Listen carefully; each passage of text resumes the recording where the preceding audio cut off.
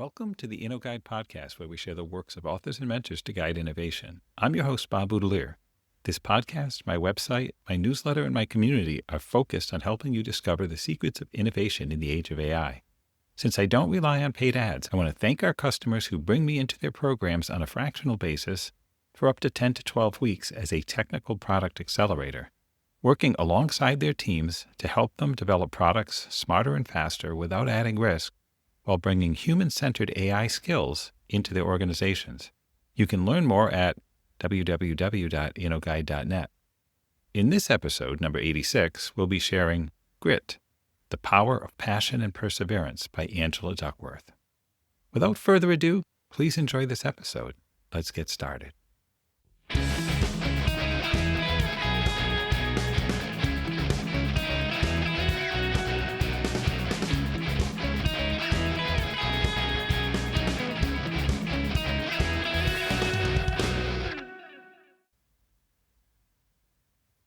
Growing up, my dad talked about genius the way some people talk about the weather, constantly and usually with a verdict. You're no genius. He measured my siblings and me against Einstein, worried that we weren't smart enough, and feared that would limit what we could become. Years later, I was awarded a MacArthur Fellowship, the so-called Genius Grant. The irony wasn't lost on me. I didn't get it because I'm exceptionally brilliant. I got it for work built over time, and for arguing, backed by research, that achievement depends as much on passion and perseverance as on innate talent. When the award was announced, I went to my parents' apartment.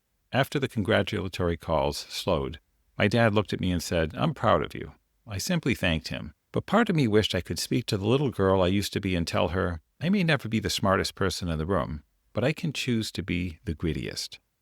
That's the heart of this book, the evidence that grit matters, and that it isn't fixed, it can grow. After I finished writing, I read the entire manuscript to my dad, who's been battling Parkinson's. When I was done, he nodded once, and then he smiled. Chapter 1. Showing Up. By the time you step onto the campus of the United States Military Academy at West Point, you've already proven you can achieve something most people only imagine.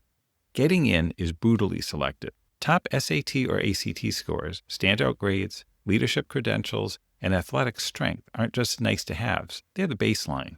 And unlike applying to an elite university where you submit an application and hope for the best, West Point requires a nomination from somebody like a member of Congress, a senator, or even the vice president. Every year, more than 14,000 high school juniors begin the process. Only about 4,000 secure nominations. Roughly 2,500 meet the academic and physical standards. And from that already rarefied group, just 1,200 are admitted and enroll, most of them varsity athletes, many of them team captains. So here's the puzzle that grabbed me. Despite all that filtering, about 1 in 5 cadets won't graduate. Even more striking, a sizable chunk drop out almost immediately during the first summer in a 7-week program whose official name is Beast Barracks. Everyone just calls it Beast, and it raises an almost ridiculous question. Who spends years fighting to get into West Point and then leaves in the first 2 months? But 2 months doesn't really capture what Beast is. It's engineered to be the most physically and emotionally demanding part of the entire 4-year experience. Essentially a forced transformation from civilian to soldier. A typical day starts at 5 a.m. You're in formation by 5:30 for reveille and the raising of the flag. And then comes the hard physical training, running or calisthenics, followed by a relentless rotation of marching, classes, weapons training, and organized athletics. Lights out at 10 p.m. to the mournful bugle song taps. No weekends, no real breaks besides meals, barely any contact with the outside world. One cadet put it plainly. Beast challenges you mentally, physically, militarily, socially. The system finds your weaknesses on purpose because that's how West Point toughens you. So who makes it through? In 2004, during my second year of graduate school in psychology, I set out to answer that, and I wasn't the first. The Army had been trying for decades. Back in 1955, a young psychologist named Jerry Kagan, who by coincidence was the first psychologist I ever met in college, was drafted and assigned to test incoming cadets to predict who would stay and who would leave. Jerry described those early efforts as, frankly, a flop.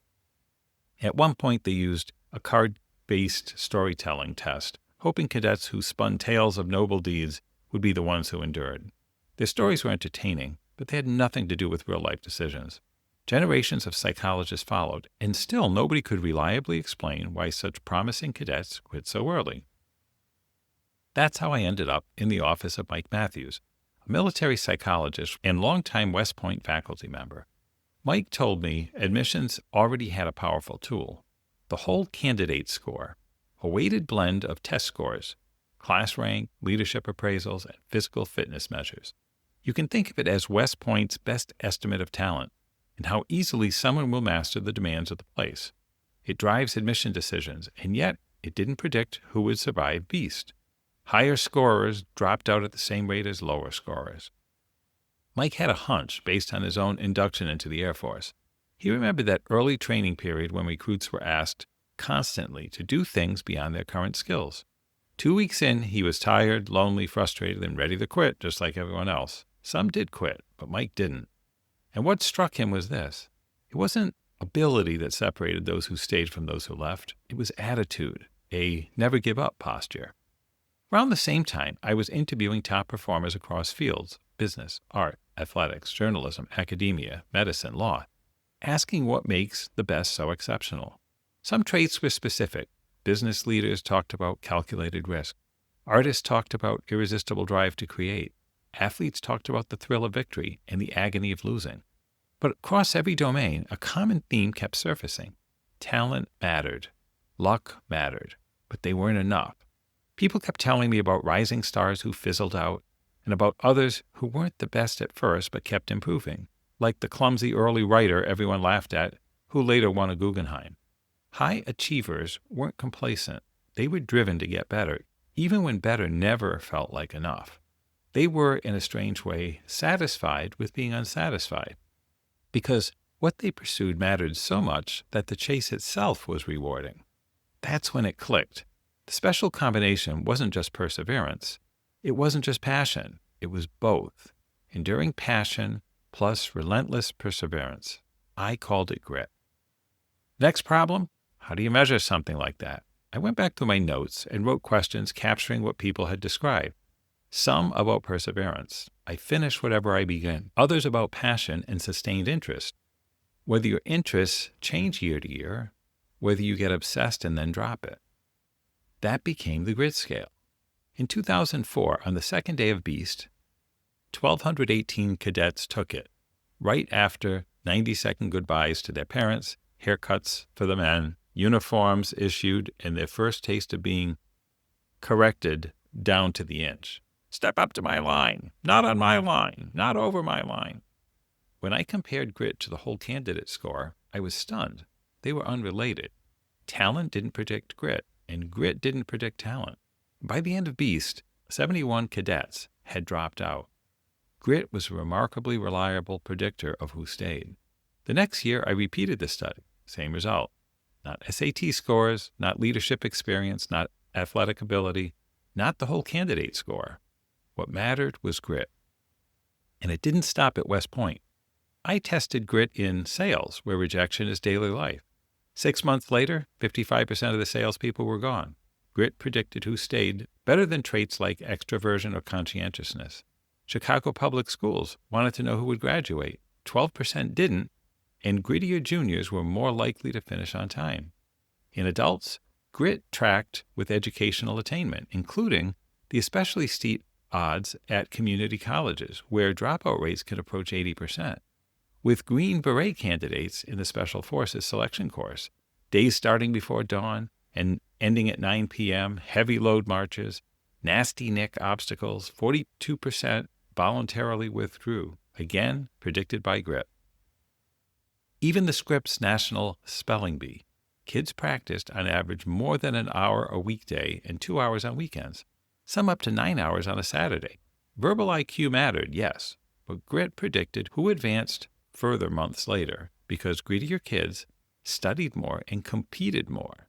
Talent and grit still didn't overlap. The insight that kept reappearing was simple and unsettling. Our potential is one thing. What we do with it is quite another. Chapter 2. Distracted by Talent. Before I ever became a psychologist, I was a teacher, and it was in the classroom. Years before I'd even heard of bees that I first saw up close how misleading it can be to treat talent as the whole story. I was 27 when I started teaching full-time. Just a month earlier, I'd quit my job at McKinsey in New York City, where I worked in a blue glass midtown skyscraper and where being bright was practically a moral virtue. People assumed I was fleeing 80-hour weeks for something easier. Anyone who has taught knows how funny that is. In truth, consulting was the detour. All through college, I tutored and mentored public school kids. After graduation, I started the tuition-free enrichment program and ran it for 2 years. Then I went to Oxford to study neuroscience, focusing on the neural mechanisms of dyslexia. Teaching felt like returning to the path I'd been on all along. The lifestyle change was instant and humbling. Sushi on the client became a sandwich eaten while grading. Pumps and pearls became sensible shoes and chalk-friendly dresses. The subway line was the same, but I stayed on 6 stops longer into the Lower East Side. My students were 12 and 13. Most lived in nearby housing projects. This was before the neighborhood turned trendy. That fall, our school was literally chosen as a movie set for a film about a tough urban school, which gives you a sense of how people saw the place. My job was to teach 7th grade math, fractions, decimals, and the earliest building blocks of algebra and geometry. From the first week, it was obvious that some students picked up math more easily than others. Teaching the most naturally talented students was pure joy. They were quick studies in the most literal sense. They watched a solution once, spotted the pattern, and said, "I get it," and then solved the next problems independently. And then the first marking period ended, and I got a shock. Some of those very able students were doing fine or worse. Their grades were lackluster. Meanwhile, some students who had struggled at the beginning were doing better than I expected. These were the overachievers, kids who showed up prepared, took notes, asked questions, and tried again when they didn't understand. They came for extra help during lunch or electives. Their effort accumulated and their grades showed it. Aptitude did not guarantee achievement. Talent for math was not the same thing as excelling in math class. This ran directly against the conventional wisdom I'd walked in with. The idea that math is where math people pull away and everyone else gets left behind. I expected the gap to widen over time. Instead, I'd realized I'd been distracted by talent. That distraction forced me into uncomfortable questions. When a concept didn't click, did the student need more time struggling? Did I need another explanation? Before concluding that talent was destiny, shouldn't I be asking about effort and how to sustain it in my students and in myself? I also began noticing something else. Even my weakest students sounded brilliant when they talked about what genuinely interested them: basketball statistics, song lyrics, intricate social storylines I could barely follow. They had mastered complicated ideas in their complicated lives. Was isolating X in an equation really beyond them, or was it beyond them right now? Then I got married, moved to San Francisco, and started teaching at Lowell High School, an alternate universe. Lowell is the city's only public high school that admits by academic merit, a huge feeder to the University of California system. You might picture a school overflowing with sheer brain power. What I found instead was that what really distinguished students was work ethic. When I asked my homeroom how much they studied, the typical answer was hours and hours, not per week, but per day. And still, even there, the same pattern appeared. Some kids for whom math came easily underperformed, while some of the hardest workers dominated. One of those hard workers was David Luong, quiet freshman in my regular track algebra class, sitting toward the back. He didn't raise his hand much. He rarely volunteered. But every assignment he turned in was perfect. He aced quizzes and tests. If I marked something wrong, it was often my mistake, not his. After class, he'd politely ask for harder work. I started wondering, what's this kid doing in this class? So I marched him to my department chair and pushed him to move him into the accelerated track. David later told me it wasn't seamless. He was behind. Geometry was hard. He got a B. His first test in a tougher class came back with a D. But he didn't spiral. He went to the teacher, asked for help, figured out what he did wrong, and changed what he did next. By senior year, he was in the harder honors calculus course, and he earned a perfect 5 on the AP exam.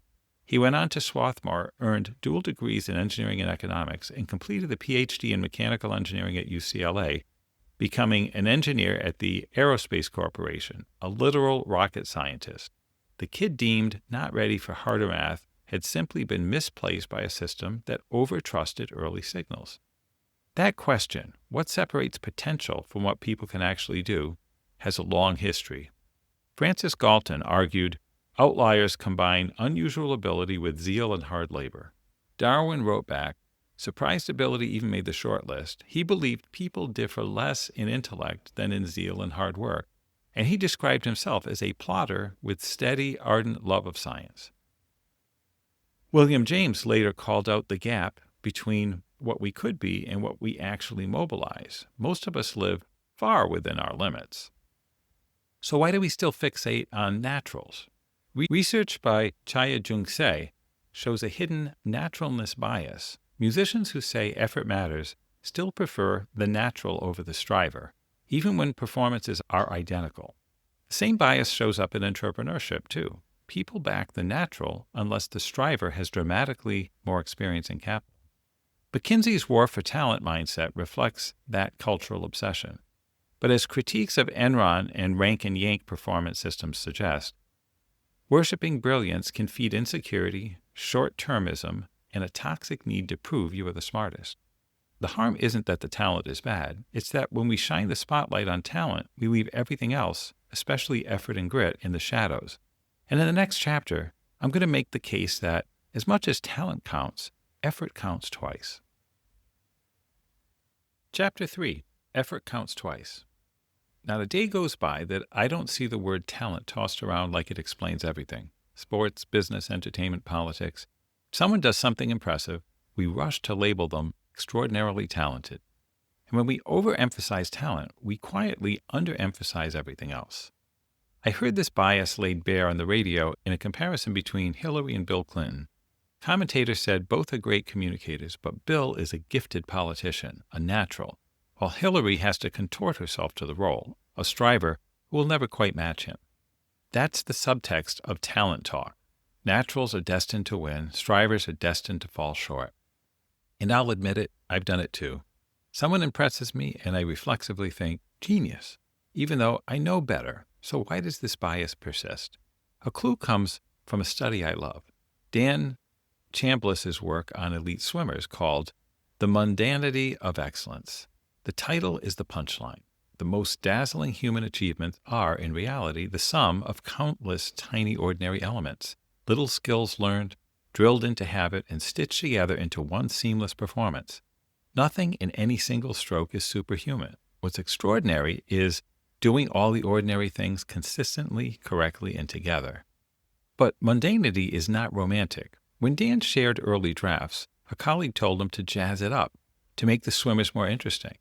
Dan had spent 6 years interviewing, observing, and sometimes traveling with swimmers and coaches from local clubs up to future Olympians. He came away convinced that talent is our favorite explanation because it's simple. An invisible substance inside the best athletes, a special gift the rest of us don't have. Some have it, some don't.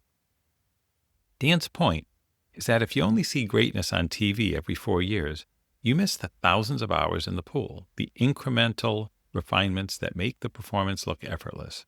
You also miss all the quieter advantages, parents who care about the sport, money for coaching and travel, and something as basic as access to a pool. Talent isn't irrelevant. Some anatomical advantages can't be trained, but the minimum talent needed is lower than we think.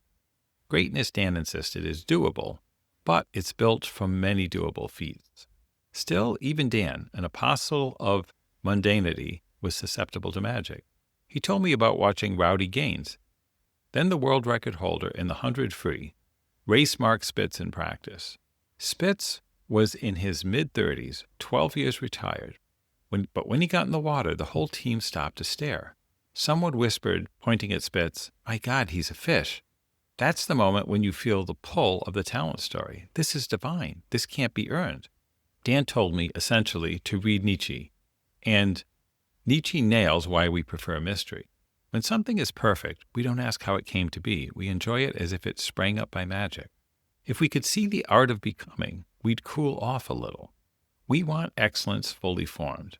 And, Nietzsche argues, our vanity fuels that preference. If genius is magical, then we don't have to compare ourselves and feel lacking. Calling someone divine is a way of saying, no need to compete. Mythologizing talent takes us off that hook. That's exactly what I did early in my teaching. I equated talent with achievement and, without meaning to, removed effort from the equation. But greatness, in reality, belongs to people who keep their thinking aimed in one direction, who observe relentlessly, who combine whatever means they have, who construct the parts carefully before attempting the dazzling whole. That idea landed hard for me in graduate school when my advisor, Marty Seligman, cut me off in a meeting and said flatly, "You haven't had a good idea in 2 years." Then I had observations, fancy statistics, consent forms returned, but no theory for achievement. "Stop reading so much and go think," he said. I cried, but then I started building a theory. Here's where I ended up in 2 simple equations. Talent times effort is skill. Talent times effort is skill. And skill times effort is achievement. Skill times effort is achievement. Talent is how quickly your skills improve when you invest the effort. But achievement is what happens when you take those skills and use them. Notice what this means. Effort shows up twice. Effort builds skill, and effort makes skill productive. So that was talent times effort is skill, and effort times skill is achievement. Look at Warren Mackenzie, a potter who spent nearly his whole adult life throwing clay. A good potter can make 40 or 50 pots a day. Some good, some mediocre, some bad. Only a few worth selling. Few were worth living with for years. Mackenzie kept showing up. The first 10,000 pots are difficult, he says. Then it gets a bit easier.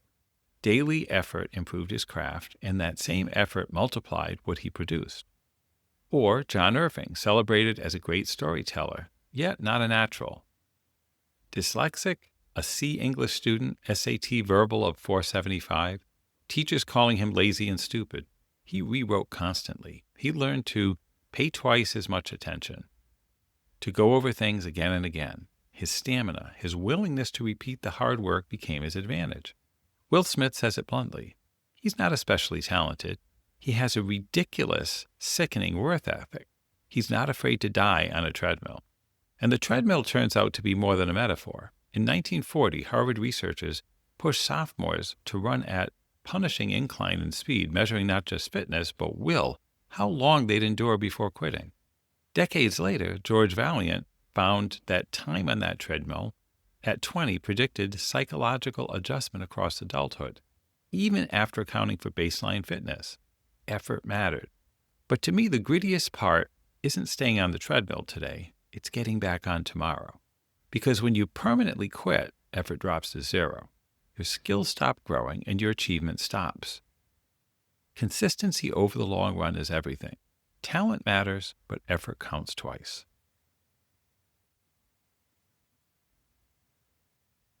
Chapter 4. How gritty are you?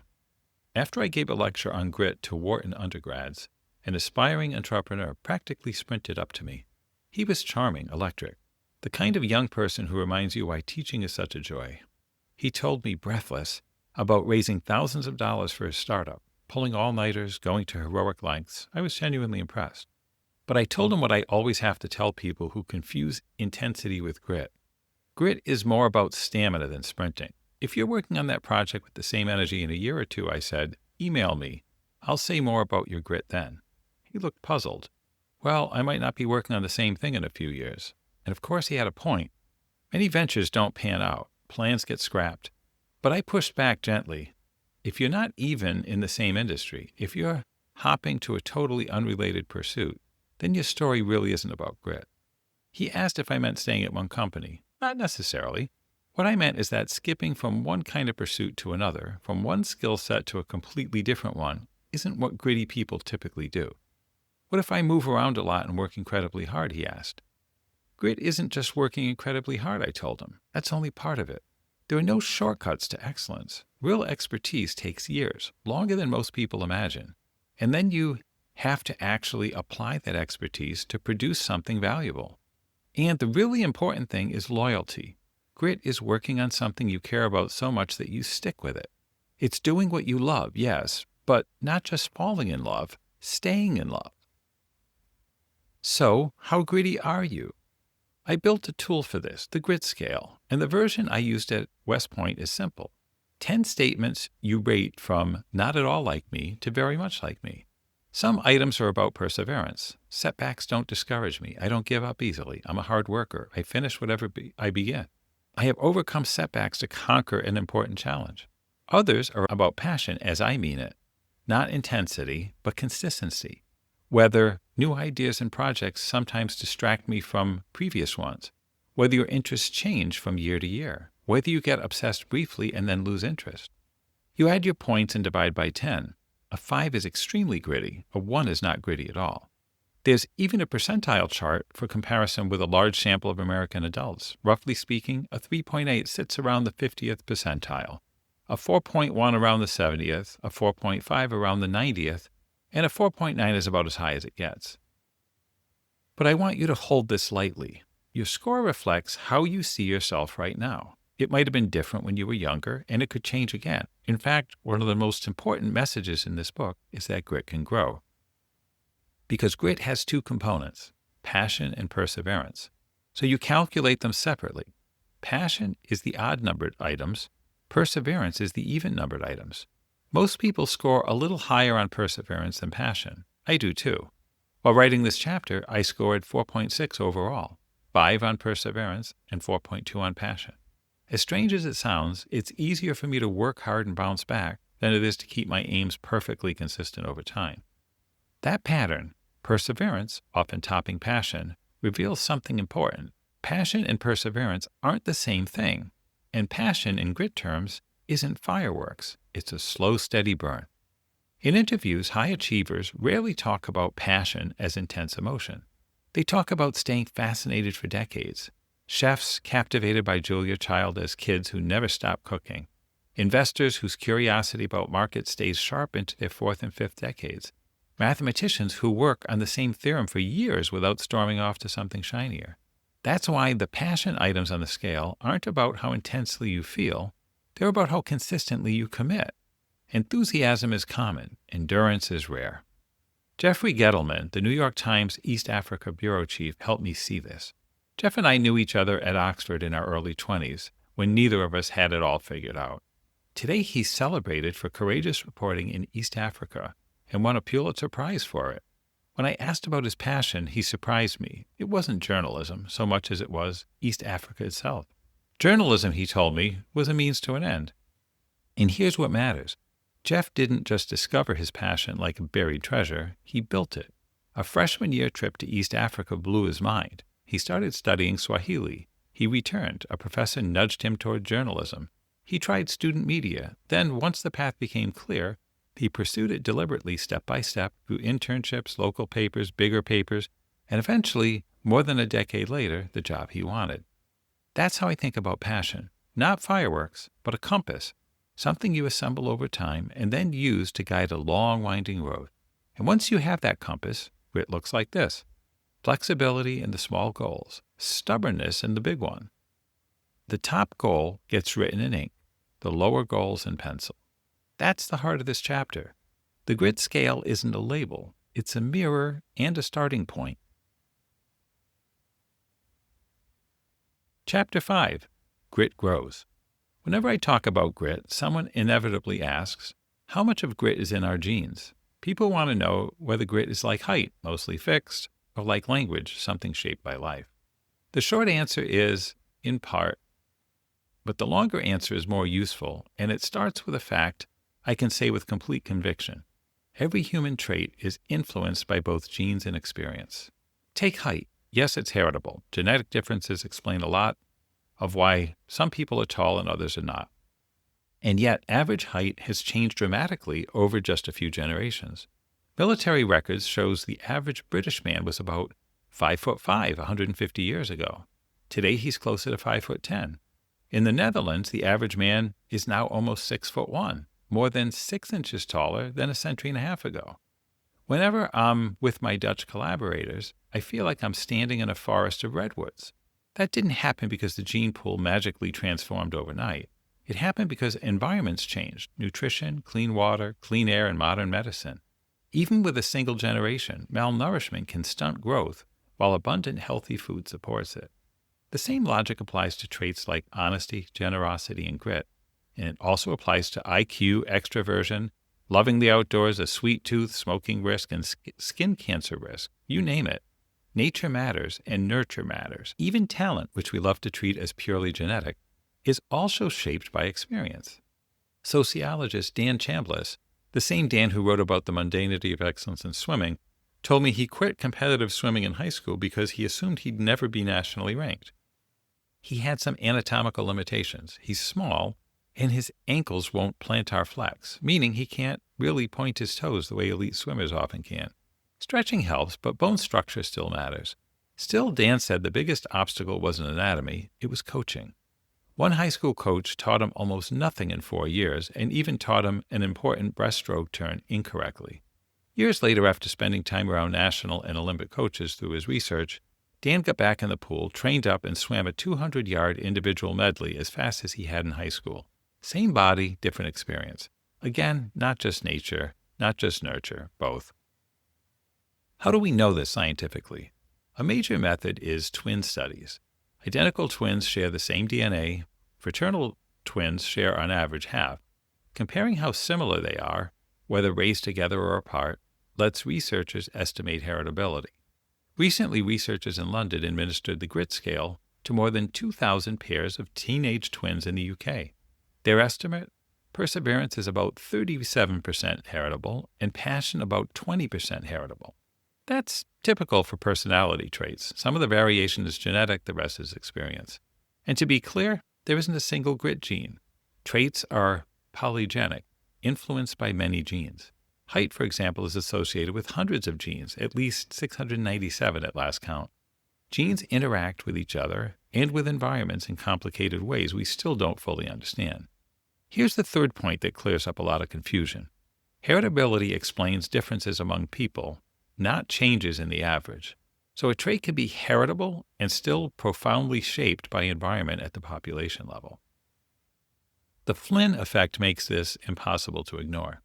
IQ scores have risen dramatically over the last century, more than 15 points in the last 50 years, across more than 30 countries on widely used Wechsler tests. If you scored people from a century ago by today's norms, average IQ would look like 70. If you scored us today by their norms, we'd look like 130. When I first learned this, I didn't believe it. I called Jim Flynn and even flew to Philadelphia to have him explain his work. The biggest gains he showed were in abstract reasoning. Kids today can explain how dogs and rabbits are alike by naming categories like animals or mammals, where a century ago a child might only say dogs chase rabbits. Flynn explained these changes with a social multiplier effect, using basketball as an analogy. As TV popularized the game, more kids played. As more kids played, everyone's learning environment improved. Playing with slightly better players makes you better. Culture amplifies small differences. So what about grit itself? In my data, older adults, especially those in their late 60s and beyond, score higher on grit than people in their 20s. That could mean a generational reverse Flynn effect, where older cohorts grew up in a culture that demanded more sustained commitment. Or it could mean maturation. We get grittier as we age, as we build a life philosophy, learn what's worth sticking with, and recover faster from rejection. I can't yet show you a lifelong time lapse of grit. Right now, I only have a snapshot. But decades of longitudinal personality research supports what's called the maturity principle. Most of us become more conscientious, confident, caring, and calm over time, especially between ages 20 and 40. And personality continues evolving across the lifespan. We also change because circumstances demand it. My daughter Lucy didn't potty train despite all our bribes and books until she moved into the big kid classroom with no changing table. One day in, she used the potty and announced she was done with diapers. Bernie No told me his daughter was chronically late until a summer job manager told her, "The first time you're late, you're fired." Suddenly, 2 alarms, on time every day. Lectures don't have half the effect of consequences. So if grit grows, how? When people say they're lazy or flakes, I don't buy it. People quit for reasons: boredom, the effort feeling not worth it, the goal not mattering, or believing, I can't do this. Grit paragons quit too, but they don't swap compasses. Over years, 4 psychological assets tend to develop, in order: interest, practice, purpose, and hope.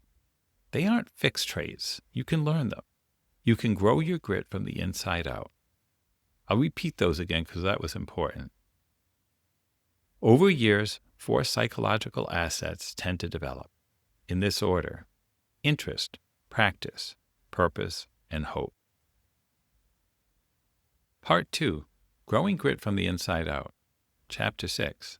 Interest.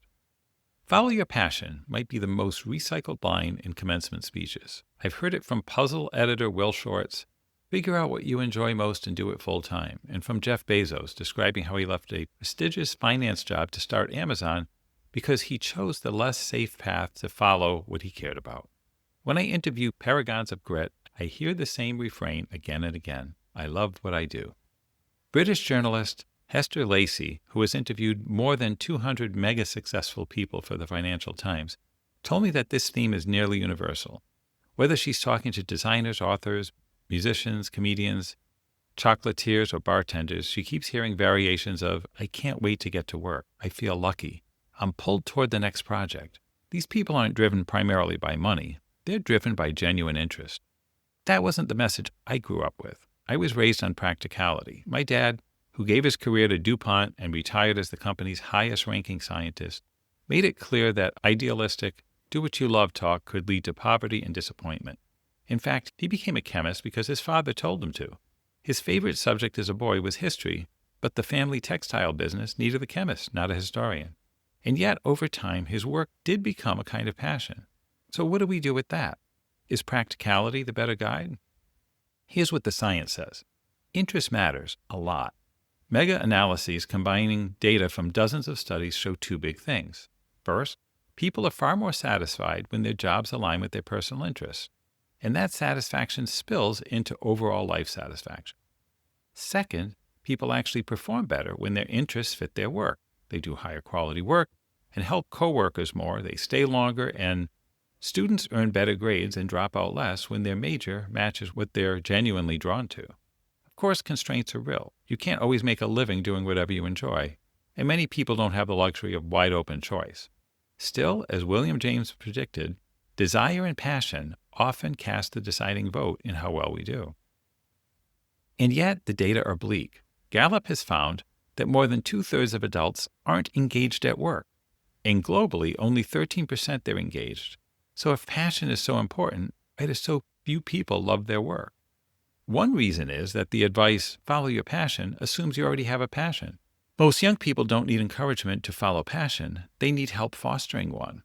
When I began interviewing grit paragons, I expected cinematic epiphanies, dramatic, life-defining moments like Julia Child taking one bite of sole meunier and being hooked for life. That's the story we want to believe. One moment you're lost, and the next you know exactly who you're meant to be. But most paragons told me something less dramatic and more hopeful. Passion usually takes years. Rowdy Gaines tried football, basketball, baseball, golf, and tennis before swimming. Even then, he assumed he'd be cut and planned to try track next. Chef Mark Betry was torn between music and cooking. He worked restaurant shifts to fund music school and band life, and then noticed restaurants were paying the bills, and Italy sealed the deal for him. Even Julia Child's famous bite wasn't a fully formed career destiny. It was the first kiss in a longer romance. Markets, mentors, cookbooks, Le Cordon Bleu, friendships, and the eventual idea to write a cookbook for Americans. She herself said it took 40 years to find her true passion. So to the anxious Reddit poster with the fleeting interest in everything, here's the real pattern. Passion is a little discovery, followed by a lot of development, and then a lifetime of deepening. I love that. Passion is a little discovery, followed by a lot of development, and then a lifetime of deepening. Research suggests vocational interests start to crystallize around middle school, but early interests are fragile and vague, and they aren't found through introspection. They're triggered by encounters with the world. You can't force an interest. As Bezos notes, you have to experiment. And early interest often goes unnoticed because boredom is loud, but fascination can be quiet at first. Development requires retriggering again and again. Astronaut Mike Hopkins was inspired by multiple shuttle launches over years, which led him to seek more information, then more. Then more. Potter Warren Mackenzie stumbled into ceramics because painting classes were full, then discovered Bernard Leach's book, then apprenticed with Leach. Interests also need supporters. Mark Vetri felt bored by academics, but in his grandmother's kitchen he felt joy, and in a restaurant dishwashing job he found camaraderie and belonging as an awkward teen with a stutter. Encouragement mattered. Psychologist Benjamin Bloom found that world-class skill grows in stages, and the early years should be playful, warm mentors, autonomy, small wins. Overbearing control kills intrinsic motivation. Sports psychologist Corte adds that sampling many sports early, like Rowdy did, reduces injury and burnout later. Finally, passion lasts when it deepens. We're wired for novelty. Interests literally mean to differ. But experts learn to find novelty in nuance. Psychologist Paul Silva explains, beginners chase new things. Experts chase finer distinctions. The old with a slightly new turn, as William James puts it. So yes, follow your passion, but better yet, learn to grow one. Chapter 7. Practice. In my earliest research at the National Spelling Bee, I found something that seemed almost too obvious to be interesting. The grittier kids practiced more than the less gritty kids, and those extra hours explained why they performed better on the big stage. As a former math teacher, this rang true. I'd watch some students do literally 0 minutes of homework a week, while others studied for hours a day. So, for a while, I assumed grit's main advantage was simple, more time on task. But then there was the problem we've all seen. People with decades of experience who never become excellent. They don't get better. They just repeat the same year over and over.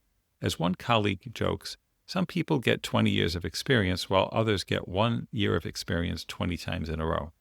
That's where Kaizen comes in, the Japanese idea of continuous improvement, resisting the plateau of arrested development. After interviewing dozens of grit paragons, I can tell you they all radiate Kaizen, no exceptions. Journalist Hester Lucy noticed the same thing in her interviews with mega-successful people. They aren't bitterly dissatisfied. They're positively hungry to grow, an actor aiming to play each role better than the last, a writer wanting every book to improve. That made me suspect grit isn't just about how much you practice, but how you practice. To understand skill development, I went to cognitive psychologist Anders Ericsson, who has spent a lifetime studying world experts, Olympians, chess grandmasters, concert musicians, ballerinas, elite golfers, Scrabble champions, radiologists. His work shows that top performers improve gradually over years, and that improvement slows as expertise increases. The time scale is startling. In one study, the best violinists accumulated about 10,000 hours of practice over 10 years. Less accomplished students logged about half that. Martha Graham says it takes about 10 years to make a mature dancer, and early psychologists found telegraph operators needed about 10 years to become fully seasoned. The viral 10,000-hour rule endures because it conveys the size of the investment, thousands of hours across years. But Ericsson's most important point isn't that experts practice more. It's that they practice differently through deliberate practice. I asked Ericsson why my own thousands of hours of jogging hadn't made me Olympic caliber. His questions exposed the truth. I had no stretch goals, no plan to improve a specific weakness. No tracking, no intervals, no feedback, no coach. I ran the same run, thinking about NPR and dinner. And Ericsson's verdict was gentle but clear. I wasn't improving because I wasn't doing deliberate practice. Deliberate practice has 4 basic ingredients. First, a clearly defined stretch goal that targets a narrow weakness. Swimmer Rowdy Gaines told me he tried to beat himself every practice, holding 10 100s at 1 minute and 15 seconds one day, and then 1 minute and 14 the next. Violinist Robert Diaz calls it finding your Achilles heel. Second, full concentration and effort, often alone. Kevin Durant says he spends most of his time by himself fine-tuning. Third, immediate informative feedback, much of it negative, and you have to actively process it. Robert Christensen, who built adaptive learning software for physicians, watched one doctor fail again and again until Christensen asked him to pause and name where he'd felt uncertain. That brief reflection, what he knew versus what he didn't, made the feedback usable, and the doctor finally executed the procedure correctly. Fourth, repetition with refinement again and again until the skill becomes fluent, and then you set a new stretch goal. This applies far beyond sports and music. Benjamin Franklin described doing it to become a better writer. He studied great essays, hid the originals, rewrote them, compared versions, identified faults, and corrected them. He even practiced method, in quotes, by jumbling notes and reordering them, and sharpened language by translating prose into poetry and back again. Drucker argued management is a small set of practices you can train. Atul Gawande insists surgery isn't about great hands so much as practicing one hard thing for years. David Blaine, after holding his breath underwater for 17 minutes, said, "Magic is practice, training, experimenting, and pushing through pain." Erickson and I tested deliberate practice at the spelling bee. We found 3 main prep types: reading and word games, quizzing and solitary, unassisted study, memorizing words, reviewing notebooks, and learning Latin and Greek roots. Only the third fit deliberate practice, and it predicted advancement far better than anything else. The 13-year-old winner, Carrie Close, had competed 5 consecutive years and logged an estimated 3,000 hours. Her final winning spelling was Orspraku. Quizzing helped diagnose weaknesses, but reading for fun, enjoyable as it was, had essentially no relationship to performance. Here's the twist, though. Deliberate practice feels effortful and less enjoyable on average. Martha Graham called it daily small deaths. Even elites can do only 3 to 5 hours a day. Yet, when I surveyed thousands of adults, grittier people reported more flow, not less. My conclusion is this: gritty people do more deliberate practice and experience more flow, because deliberate practice is mainly for preparation, while flow is what performance can feel like when challenge meets skill. Rowdy Gaines put it perfectly. He swam around the world for a race that lasted only 49 seconds.